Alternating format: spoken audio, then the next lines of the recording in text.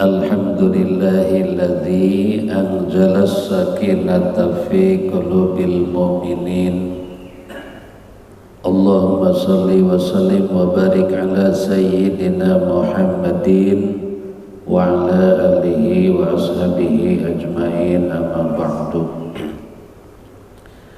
Surat jemaah yang dimuliakan Allah, alhamdulillah kita bersyukur kepada Allah menghadirkan kembali di dalam majlis ini. Banyak harapan dalam tawasul kita kehadiran di majlis ini. Di antaranya mudah-mudahan Allah selalu menyempurnakan taufik dan hidayah sehingga bisa mewujudkan ketaatan kepada Allah lewat ibadah yang terjaga, ibadah yang disiplin, ibadah yang istiqomah. Allah meridhoi kita, menambahkan kesehatan, kebaikan, berbagai kemudahan Allah berikan kepada kita, terutama kemudahan untuk meraih kebahagiaan di dunia dan kebahagiaan kelak saat menghadap Allah. Pada kajian kali ini masih lanjutan di bab zikrullah.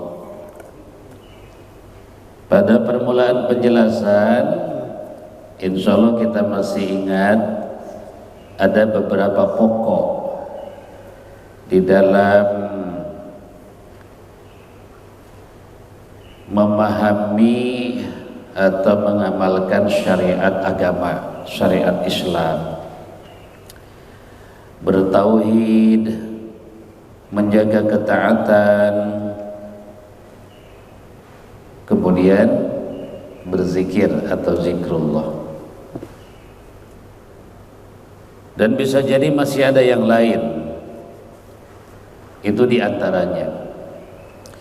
Dari kesemua itu disebut mutlaqul jam'i.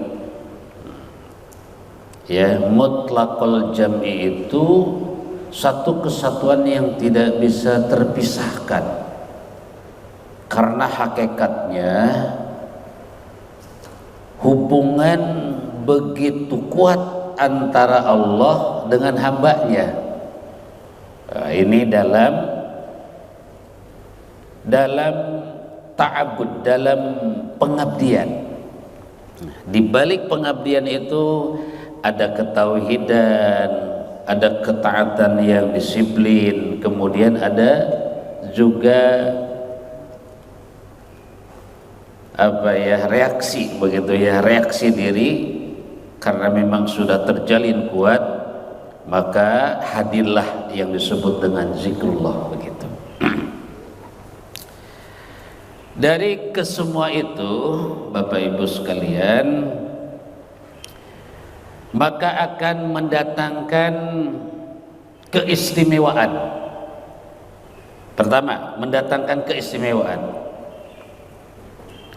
Keistimewaan dengan sebab adanya zikrullah. Kan pada penjelasan sebelumnya tuh ada zikir dengan lisan, dengan hati, dengan sikap, perbuatan, itu zikir. Selama semua itu ada ketersambungan kepada Allah, hakikatnya zikir. Nah, kalau kita sudah terbiasa, sudah terbina diri dalam amalan itu, maka akan mendatangkan keistimewaan pada diri. Apalagi sudah disebut ahli zikir. Ya, kita sebut aja ahli zikir. Kita kalau sudah jadi ahli zikir, maka akan lahir keistimewaan dari kita. Pertama, ahli zikir itu memiliki kepekaan rohani. Jadi memiliki kepekaan rohani, batin, jiwanya sensitif. Jadi mudah tergerak begitu kepada kebaikan. Ini ahli zikir itu begitu tuh. Kalau sudah jadi ahli zikir, Bang,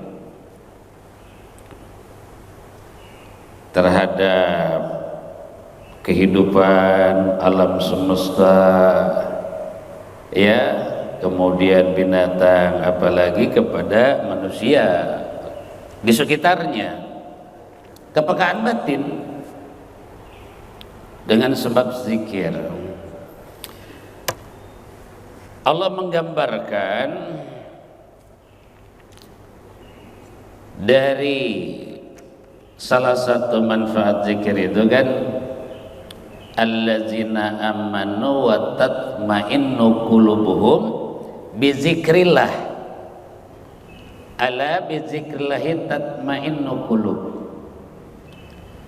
Orang-orang yang beriman dan hatinya tenang, hatinya itu baik, itu hatinya bersih, bizikrillahi, disebabkan zikir kepada Allah. Kemudian dengan litanbihnya Allah, peringatan Allah, ingat kata Allah bahwa zikir itu bisa menjadi sebab tenangnya batin. Itu. Jadi keistimewaan orang yang sudah benar-benar ahli zikir kepada Allah sensitif. Ya, sensitif sekali. Tidak gegabah begitu. Tidak asal-asalan dalam kehidupannya itu. Tertata, terarah, terpandu begitu. Itulah keistimewaan orang yang ahli zikir. Berarti betapa pentingnya ini amalan begitu ya, yang harus dibiasakan oleh kita. Jadi dari hakikat zikir, kemudian setelah benar-benar kita menjadi ahli zikir, maka akan hadir pada diri kita kepekaan batin begitu. Kemudian yang kedua, keistimewaan yang kedua dari ahli zikir itu, hidupnya berpijak di atas prinsip kebenaran. Ya, berpijak di atas prinsip kebenaran. Kebayangkan Pak ya, kalau orang sudah terpandu hidupnya begitu ya, selalu didasarkan, disandarkan kepada kebenaran, gimana tidak mulia begitu. Coba, bagaimana tidak mulia orang yang menjadi ahli zikir. Kalau suami ahli zikir, Masya Allah, cinta terhadap keluarga, menafkahi dengan yang halal, bayangin itu ya, pengertian, penyayang, kan lembut hatinya, peka perasaannya gitu, ahli zikir ya. Istri, seorang istri jadi ahli zikir, Masya Allah, punya sikap ketaatan yang kuat kepada suami, tidak menuntut, penyabar, ikhlas mengerjakannya. Coba Pak, punya istri ahli zikir, pulang dari sini udah sedia di meja sarapan, Masya Allah, menyajikannya dengan penuh senyum, bisa-bisa Bapak disuapin pulang dari sini misalkan begitu ya. Kenapa? Karena itu jiwanya selalu berpijak di atas nilai-nilai kebenaran. Jadi pengharapannya itu, istirjanya kepada Allah itu kuat, selalu ingin mendapatkan perhatian dari Allah, ingin jadi nilai. Segala kebaikan itu dia perhitungkan begitu ya, menjadi nilai bagi dirinya. Itu keistimewaan ahli zikir. Yang ketiga, memiliki kecerdasan secara intelektual. Kalau sudah jadi ahli zikir akan menyerap berbagai ilmu, karena memang dibuka oleh Allah dengan hikmah. para ulama yang memiliki ilmu baik secara akademik, latar belakang kepahamannya, atau memang secara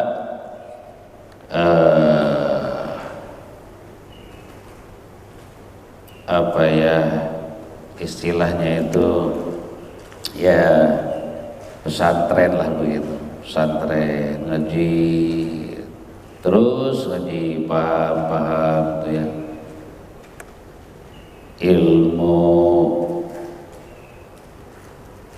kaidah Arabiahnya paham, dia belajar tuh dari kitab Imriti, Jurumiyah, Sorob, Alfiyah, Isti'arah, Sulam Munawwarah, kemudian Jam'ul, Johar Maknun, ya itu pelajari.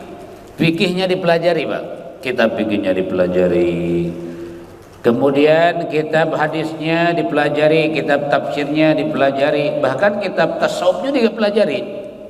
Nah, itu diserap, kemudian ilmu membentuk dirinya menjadi hamba Allah, semakin kuat pengabdiannya, masuk ke wilayah dia menjadi ahli zikir. Nah, itu. Dan bahkan tidak harus kita belajar ilmu itu Pak, tidak harus belajar ilmu itu. Kita membiasakan dalam kaifiyah zikir, kita berzikir kepada Allah, kita berzikir kepada Allah begitu ya. Bisa jadi tambah kecerdasan ya, zikir yang dipahami itu. Nah, maka Allah memberikan isyarat di dalam surah Al-Anbiya bagian ayat ke-7. Penggalan dari ayat itu, fas'alu ahla zikri in kuntum la ta'lamun. Allah mengisyaratkan, tanyakan kepada ahli zikir sekiranya kalian tidak memahaminya. Jadi ada bahasa khusus dari Allah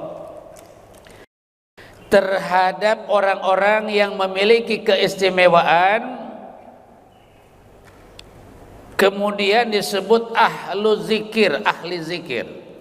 Tidak begini, pas'alu ahlal ilmi in kuntum la ta'lamun, tanyakan olehmu kepada ahli ilmu. Ternyata tidak begitu. Dalam ayat ini, isyarat sebelumnya itu, latar belakangnya itu, ada orang-orang yang tidak memahami tentang kebenaran dari kalangan Yahudi sama Nasoro. Kebenaran yang datang kepada baginda Nabi Sallallahu Alaihi Wasallam berupa Al-Quran. Nah, mereka begitu yakin dan percaya kepada para ulama, pendeta-pendeta begitu ya, yang memahami tentang Taurat dan Injil, yang jelas-jelas di dalamnya itu adalah menjadi dasar kebenaran. Kata Allah, tanya tuh, Muhammad sampaikan ayat itu, fas'alu ahla zikri, kalimatnya itu zikir. Kenapa? Karena begini analoginya begitu ya. Orang berilmu belum tentu menjadi ahli zikir. Orang berilmu itu belum tentu menjadi ahli zikir. Belum tentu menjadi ahli zikir. Tapi kalau ahli zikir pasti dia berilmu. Itu ya, pasti berilmu. Kadang-kadang ada berilmu, ilmunya hebat. Begitu ya. Penguasaan keilmuannya banyak, tapi belum membentuk dirinya menjadi hamba Allah yang benar-benar taat, benar-benar disiplin ya dalam pengabdiannya itu. Tapi kalau ahli zikir pasti ada latar belakang keilmuan yang membentuk dirinya gitu. Itu bahasa Allah ya. Ini dari selain kaifiat. Kalau kaifiat mah insya Allah lah sudah terbiasa kita berzikir. Ibu bapak sudah terbiasa ya, karena sholat bagian daripada zikir, baca Quran zikir, itu ada sholat zikir, baca Quran zikir, tasbih zikir, dan itu sudah diamalkan sama kita. Ini pendalamannya, esensinya. Apa sih hakikat daripada zikir? Nah, ini yang kita pahami. Jadi zikir itu kalau sudah benar-benar dari zikir atau buah dari zikir itu membentuk diri kita sebagai ahli zikir, maka akan mendatangkan kecerdasan secara intelektual. Karena ilmu nambah terus ya, menguatkan dirinya sehingga menjadi ahli zikir. Kemudian yang keempat, akan terjalin terus antara dirinya dengan Allah. Akan terjalin terus dirinya antara dirinya dengan Allah, itu ahlu zikir. Dan bahkan tidak ada waktu yang terlewatkan oleh dirinya kecuali kehadiran Allah. Dalam pekerjaannya, dalam tidurnya. Dalam tidurnya saja itu ada apa namanya, ada kehidupan di situ bagi dirinya, itu hubungan dengan Allah. Nah, jika semua itu kemudian dicerminkan kepada kita, apakah kita sudah menjadi ahli zikir atau belum, atau sedang belajar menuju ahli zikir? Katakanlah kita sedang belajar menuju ahli zikir, ya, sedang belajar menuju ahli zikir. Untuk mengetahuinya begini, kalau kita mau makan, apakah ingat bismillah? Kalau setiap makan selalu tiba-tiba muncul gitu ya dari lisan kita, dari ingatan kita itu bismillah gitu ya. Nah, kalau belum, itu belum kita, belum kepada apa namanya, golongan atau wilayah yang tertuntun dengan zikrullah. Begitu makan, ya ada lapar ya makan aja, begitu makan, ya Pak ya Ibu, itu. Kalau belum, nah itulah kira-kira kita gitu.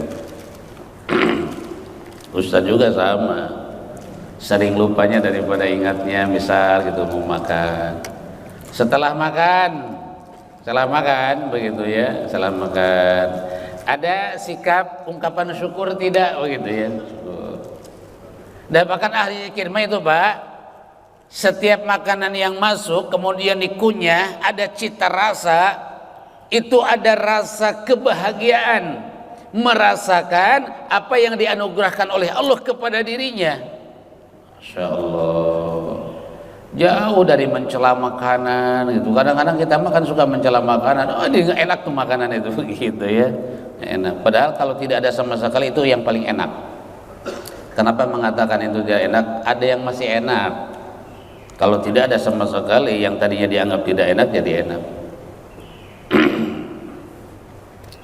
Itu. Nah, itulah ahli zikir ya. Apakah sudah hidup ya kalimat itu di dalam aktivitas kita? Keluar dari rumah, berangkat, bismillahi tawakkaltu alallah la haula wala quwata illa billahil aliyil azim. Ada tidak ya kalimat-kalimat itu? Kalimat-kalimat ketika kita beraktivitas, kalimat itu menyertai kita, bahkan menjadi muqaddimah atau penghantar begitu. Bapak ya, sebenarnya sederhana, kalimatnya sudah ada, kita sudah hafal, sudah tahu. Mungkin sewaktu-waktu juga kita ini melafadzkan, karena bisa dilihat pada sholat kita berucap subhanallah subhanallah, begitu kan Pak Yanis? Iya, selalu subhanallah subhanallah. Kalau di masjid berjamaah, kalau sendiri wallahu alam begitu ya. Salat sendiri wallahu alam itu pada salat assalamualaikum assalamualaikum. Hidup enggak gitu kalimat itu gitu ya, dalam rentetan gitu ya. Dalam paket kita sedang menunjukkan gitu ya kesyukuran kepada Allah atau ibadah kepada Allah. Itu tuh. Sederhana ini pemahamannya. Jadi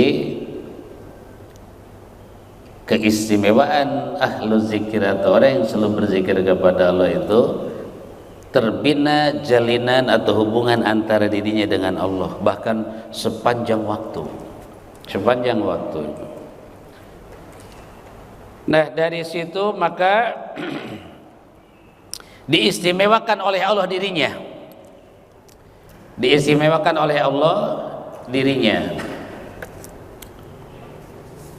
Sehingga Allah itu berfirman dalam hadis qudsi, ingatlah kepadaku, kata Allah, maka aku akan ingat kepadamu.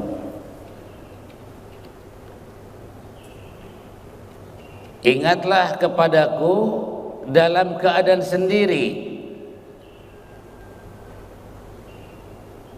maka aku akan hadir mengingatmu, kata Allah. Dan ingatlah kepadaku saat banyak orang, maka di situ kata Allah akan banyak orang mengingatmu, atau yang dihadirkan oleh Allah, bisa jadi dari kalangan para malaikat. Itu dalam hadis qudsi. Jadi Allah mengisyaratkan ada anjuran untuk selalu menghadirkan Allah dari manfaat atau keistimewaan zikir kepada Allah. Jadi mengingat Allah itu hakikatnya adalah agar Allah ada untuk kita, agar Allah ada untuk kita, bisa keriduannya, bisa keberkahannya, bisa rahmatnya yang akan menyertai kita. Maka dituntunlah tata cara berzikir, ya, menuju kepada ahli zikir itu ada tata cara berzikir atau kaifiat berzikir. Nah, ini kita masuk ke kaifiat berzikir. Zikir itu secara lafziyah atau apa? Nah, ini yang harus kita data begitu ya. Kaifiat berzikir atau tata cara berzikir terbagi dua. Pertama, pengagungan kepada Allah. Zikir itu pengagungan kepada Allah, seperti kalimat tasbih, subhanallah, subhanallah, subhanallah, itu pengagungan, Pak. Alhamdulillah, alhamdulillah, alhamdulillah, itu pengagungan kepada Allah. Jadi zikir itu yang pertama, tata caranya itu dengan pengagungan kepada Allah. Kalimat-kalimat baik dibacakan atau dilafadzkan secara sendiri-sendiri atau bersama-sama. Ya, zikir jama'i namanya. Zikir jama'i itu zikir yang dilakukan dengan cara bersama-sama atau zikir secara sendiri-sendiri, infirad. Kemudian yang kedua, zikir bermakna doa. Ternyata kita berzikir itu, berdoa itu hakikatnya berzikir. Seperti misalkan kita membacakan kalimat begini, ada yang dianjurkan oleh Rasulullah itu, Allahumma a'inni ala zikrika wa syukrika wa husni ibadatik. Atau kalau dalam salat, Rabbighfirli warhamni wajburni warfa'ni warzuqni. Dalam salat begitu ya. Itu kalimat zikir tapi di dalamnya doa. Kita berdoa itu hakikatnya berzikir. Kita terus sering berdoa, hakikatnya berzikir. Jadi kita harus punya amalan yang kontinu. Amalan yang kontinu baik secara pengagungan kepada Allah atau secara lafdiyah yang sifatnya doa. Dan ada yang kedua, kaifiat zikir itu adalah lafaz atau yang diucapkan, yang dilafazkan. Pertama adalah sifatnya pengagungan, yang kedua permohonan. Yang kedua dari kaifat berzikir itu melafadzkan di waktu-waktu tertentu.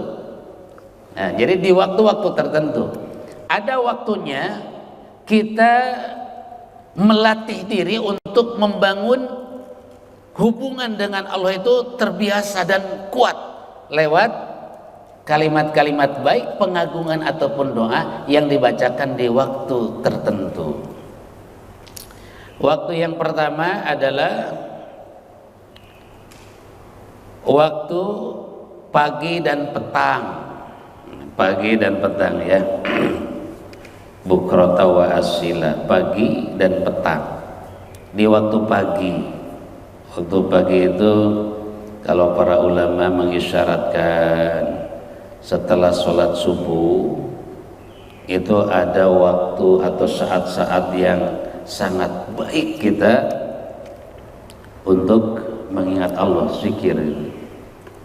Zikir. Ada lagi yang kedua bil ashar, di waktu sahur. Di waktu sahur berzikir. Di waktu sahur berzikir. Kemudian yang ketiga fi duburi kulli sholatin, setelah selesai sholat.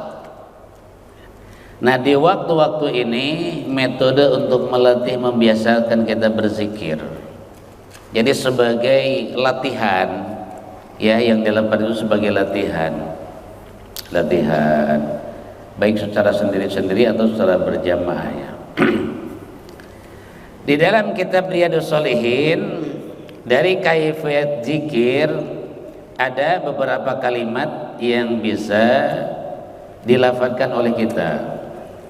Hadis pertama, wa an Abi Hurairah radhiyallahu anhu qala Rasulullah sallallahu alaihi wasallam, kalimatani khafifatani ala lisan.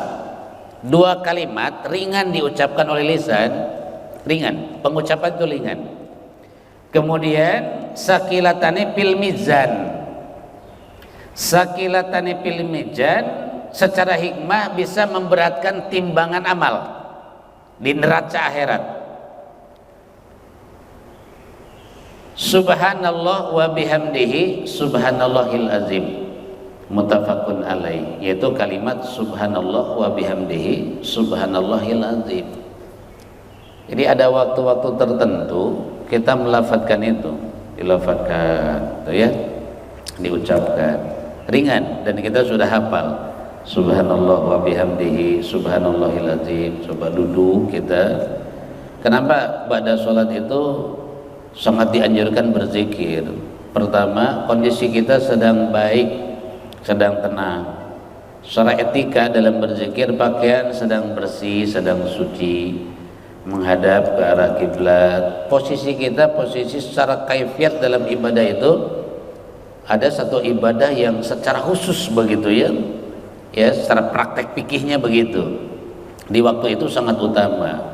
Walaupun bebas di kendaraan begitu ya, lafaz itu diucapkan subhanallah wa bihamdihi subhanallahil azim, itu menghiasi lisan kita, aktivitas itu hidup itu dengan zikir bilisan, itu kalimat.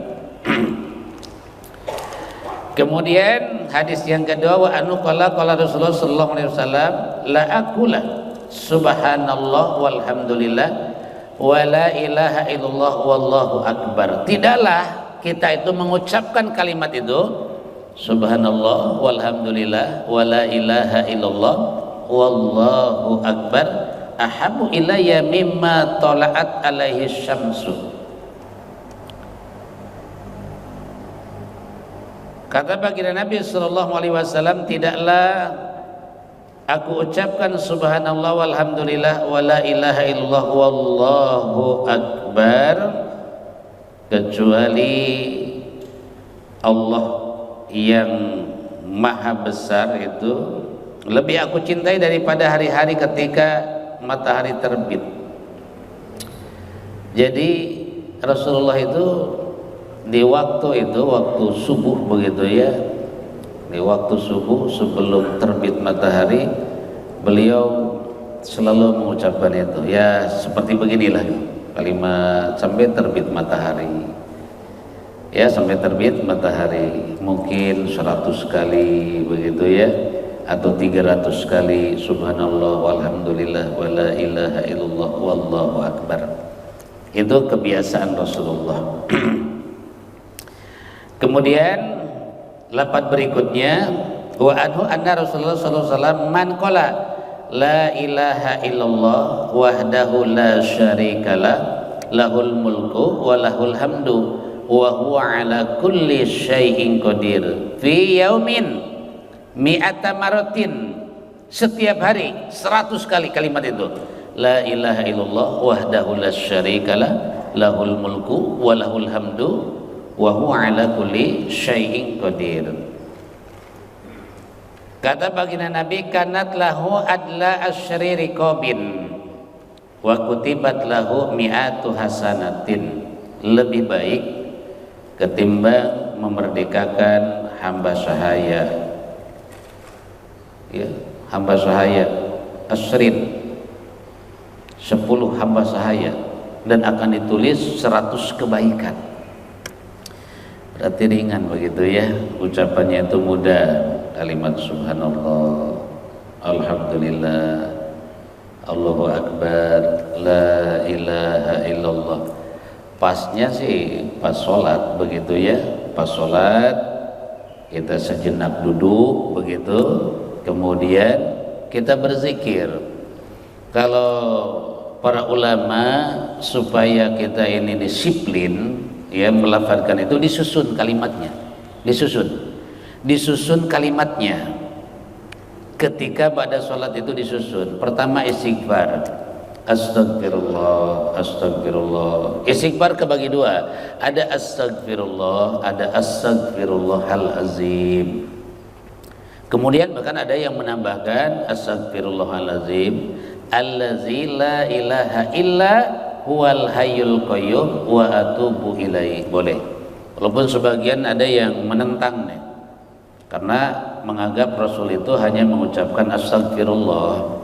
Ini yang tidak perlu diperdebatkan. Bapak sukanya astagfirullah silahkan, astagfirullahaladzim juga baik, astagfirullahaladzim.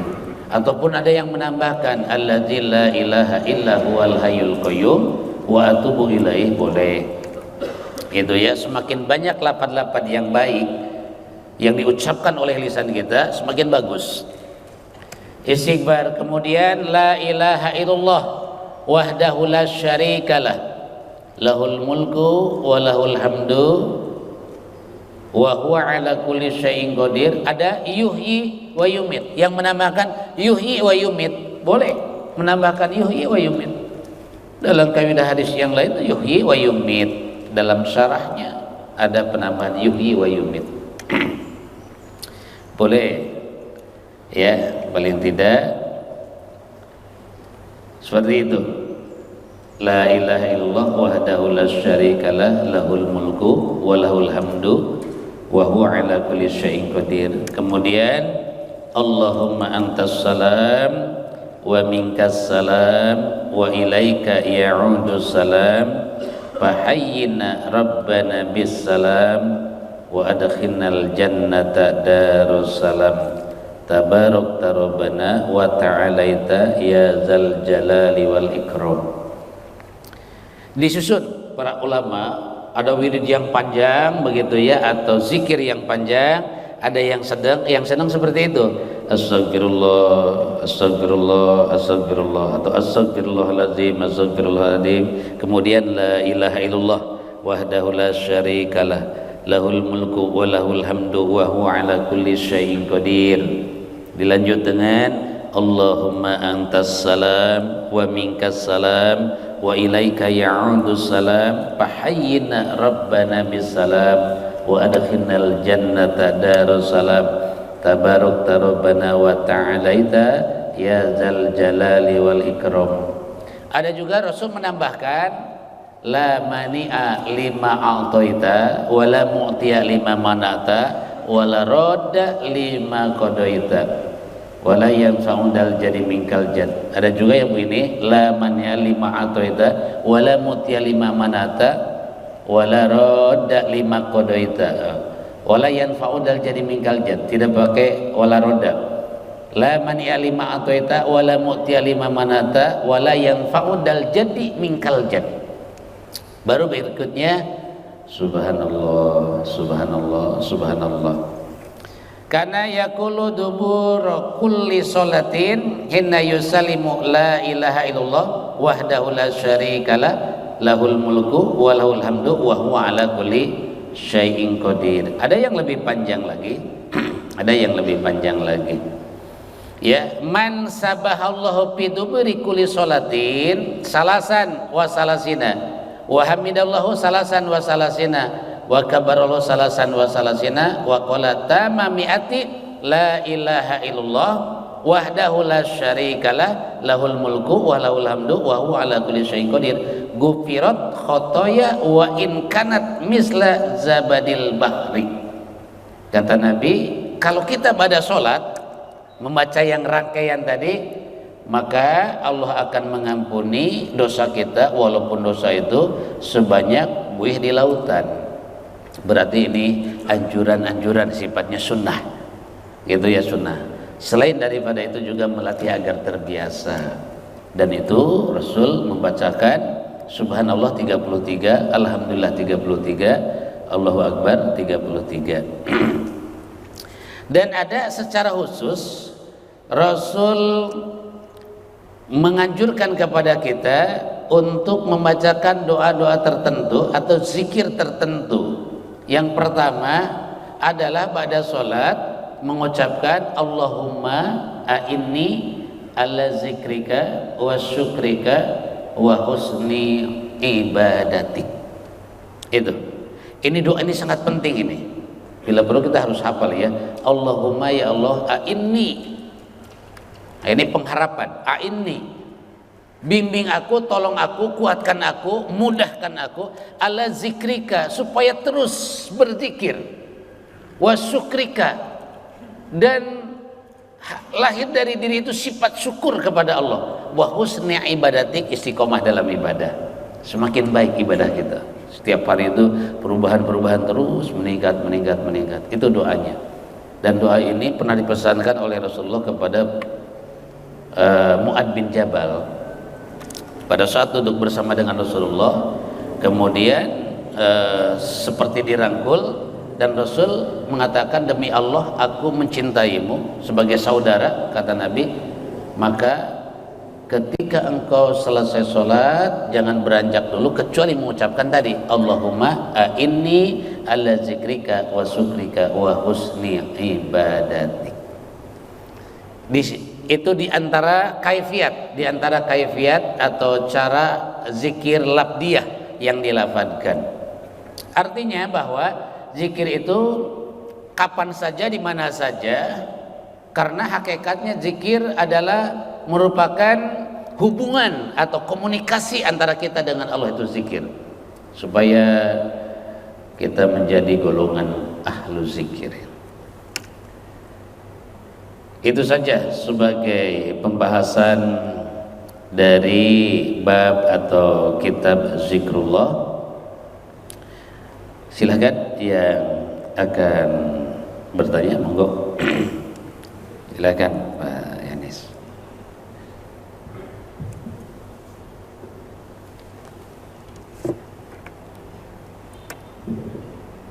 Assalamualaikum warahmatullahi wabarakatuh. Waalaikumsalam warahmatullahi wabarakatuh. Yang saya mau tanyakan, apakah ada ajaran atau sunnahnya kita berzikir itu hanya menyebut nama Allah saja, Allah, Allah, Allah, sebanyak-banyaknya sampai diluarkan.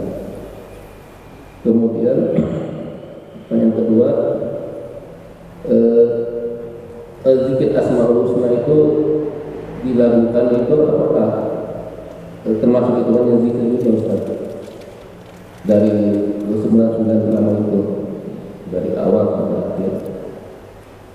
Terus yang ketiga, apakah ada juga kita ajaran berzikir dengan menyebut salah satu Asmaul Husna, misalkan Ar-Rahman, Ar-Rahman, Ar-Rahman, tak berulang-ulang.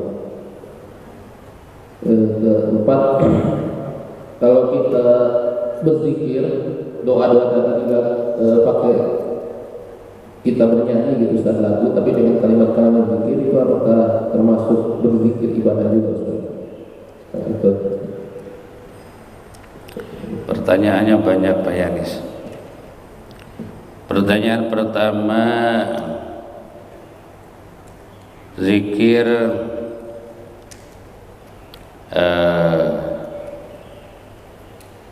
apa yang dikhususkan itu kalimat Allah, Allah, Allah, Allah. Pada dasarnya hakikat zikir itu adalah menghadirkan Allah,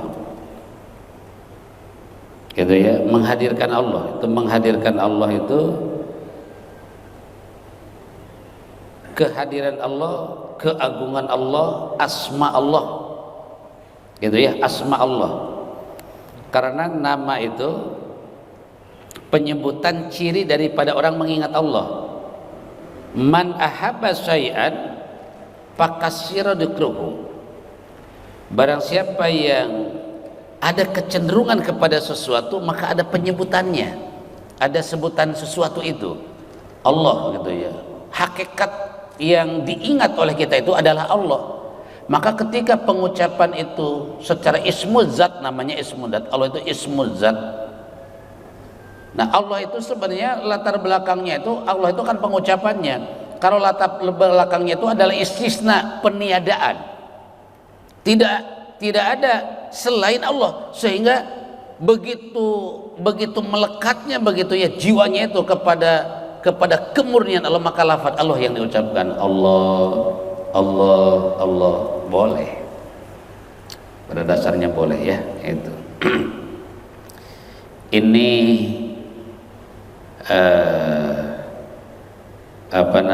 pendapat berdasarkan kepada pengkajian, bukan berdasarkan hadis. Misalkan begini, ada kalimat secara harfiah, secara letterlek hadis bahwa Rasulullah itu mengucapkan Allah, Allah. Hakikatnya Rasul begitu. Karena zikir itu teknis. Jadi penyebutan itu teknis, seperti subhanallah, subhanallah itu teknis. Teknisnya begitu. Mengingat Allah itu diantaranya, dan masih banyak. Ada yang panjang, ada baca Quran juga, hakikatnya begitu. Dan dari hakikat zikir itu adalah menghadirkan Allah. Nah, karena kehadiran Allah begitu kuat, segalanya pada dirinya daripada yang lain, maka yang terucap itu adalah kalimat Allahnya. Allah, Allah.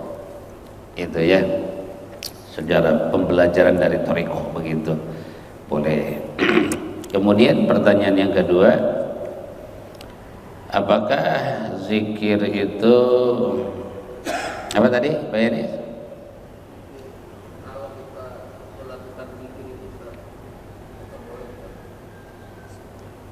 Kalimatnya ya, kalimatnya seperti dari Asmaul Husna. Asmaul Husna yang gini, ada zikir yang dilakukan, zikir yang dilakukan. Subhanallah walhamdulillah wa la ilaha illallah wallahu akbar. Begitu Pak Indonesia? Boleh. Sholat juga pakai lagu itu sholat. Ketika baca ayat pakai lagu itu yang dilakukan, itu ada lagunya gitu ya. Ada bayati, ada nawa, ada jawab gitu ya, itu model lagu. Kalau misalkan sholat begini, Bismillahirrahmanirrahim, Alhamdulillahirabbil alamin, Ar-Rahmanirrahim, itu boleh aja begitu, boleh. Tapi Nabi itu, beliau Rasulullah ternyata memakai lagu. Ada lagu yang oleh Rasulullah itu dilantunkan dalam sholat. Dalam sholat lagu. Tapi itu kan sholat, kemudian dikir kan lain lagi begitu ya, dikir lain lagi. Itu ada mengkiaskan nada begitu ya, nada dalam zikir seperti halnya sholat. Nah, kalau mengkiaskan kepada tata cara ibadah yang ada begitu ya, secara hukum asalnya ada, maka boleh selama lagu itu atau nada itu adalah yang sifatnya membangun kehusuan gitu ya, kehusuan, kemudian rasa kepada mengingat Allah dalam zikir, boleh. Pada dasarnya boleh. Itu ya, asal jangan memasukkan lagu yang tidak layak, yang tidak pantas secara etika dalam berzikir. Gitu ya. Kan ada sekarang yang memang suka berlebihan begitu ya. Suka berlebihan. Ada apa namanya? Lagu Bang Toyib itu ya dipakai untuk zikir ya, nadanya begitu ya. Nah itu lagu itu tidak sembarangan menadakan apa namanya kalimat zikir. Pertanyaan yang ketiga, bolehkah Asmaul Husna contohnya seperti Asmaul Husna gitu ya dilakukan, ya Allah ya Rahman ya Rahim ya Malik ya Qunus ya Salam ya Mumin ya Muhaimin ya Aziz ya Jabar ya Mutakabbir ya Khaliq ya Bari ya Musawwir ya Ghafar ya Qahar ya Wahhab ya Razzaq ya Fatah ya Alim, dan seterusnya. Selama nada itu begitu mengangkat rasa di dalam diri hadirnya keagungan Allah, itu bayanis ya, pada dasarnya boleh. Bahkan Rasul tidak mencontohkan, itu lain persoalan soal dari kita mengambil pendapat berdasarkan keyakinan kita soal boleh dan tidaknya.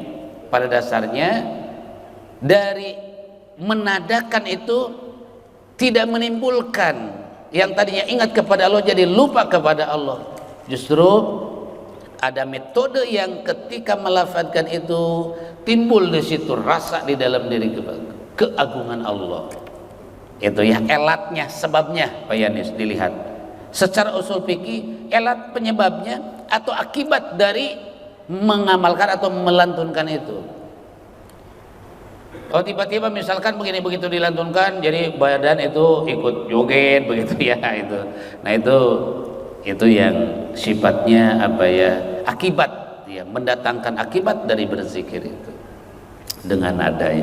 Terus mengambil Asmaul Husna sebahagian misalkan ya Rahman ya Rahman ya Rahman diulang-ulang, pada dasarnya boleh asma Allah. Objek daripada zikir atau media zikir itu bisa baca Quran, bisa kalimat nama Allah, asma Allah begitu ya, itu bisa dipakai zikir, bisa. Ada namanya berzikir, ada meminta kalimat Asmaul Husna itu. Maaf ya, kalau zikir Ar-Rahman, Ar-Rahman, Ar-Rahman, Ar-Rahim, Ar-Rahim, Ar-Rahim, kalau pakai iya harap nida namanya panggilan. Ya Allah, ya Rahman, ya Rahim, itu pakai harap nida, iya panggilan. Harap panggilan itu huruf iya itu ya ayuhan, itu panggilan. Wahai Allah yang Maha Pengasih, wahai Allah yang Maha Agung, ya Azim gitu ya, ya Syakur, wahai Allah yang memperhitungkan segala kebaikan. Nah ini apa namanya, pada dasarnya boleh begitu Pak Yanis ya, dari apa namanya tata cara gitu ya, tata cara berzikir. Terus sholawat dilakukan selama apa namanya secara akibat dari menadakan itu tidak menimbulkan yang negatif, apalagi malah menjauhkan kita dari Allah. Ya, biasanya nada-nada itu nada-nada yang diambil Pak Yanis dari nada yang memang disepakati oleh para ulama, seperti nada bayati. Rata-rata nada bayati itu bahasanya begini. Bismillahirrahmanirrahim. Alhamdulillahi Rabbil Alamin Ar-Rahmanir Rahim Maliki Yaumiddin. Itu nada sejenis bayati. Nada itu nada yang apa namanya, nada sederhana begitu ya. Nada kita itu punya nada semua, dan nada yang memang dikehendaki oleh Allah begitu. Pastilah punya nada semua Pak ya, kalau sholat pakai nada. Cuman ada yang memang potensi vokalnya bagus begitu secara vokal, sehingga berpengaruh kepada keindahan, karena Rasul juga mengisyaratkan Zuinal Quran li aswatikum, maka munculkan bacaan-bacaan Al-Quran itu dengan suara yang bagus begitu, maksudnya nada di situ, nada. Insyaallah ya, tidak salah. Ada lagi? Silahkan. Monggo.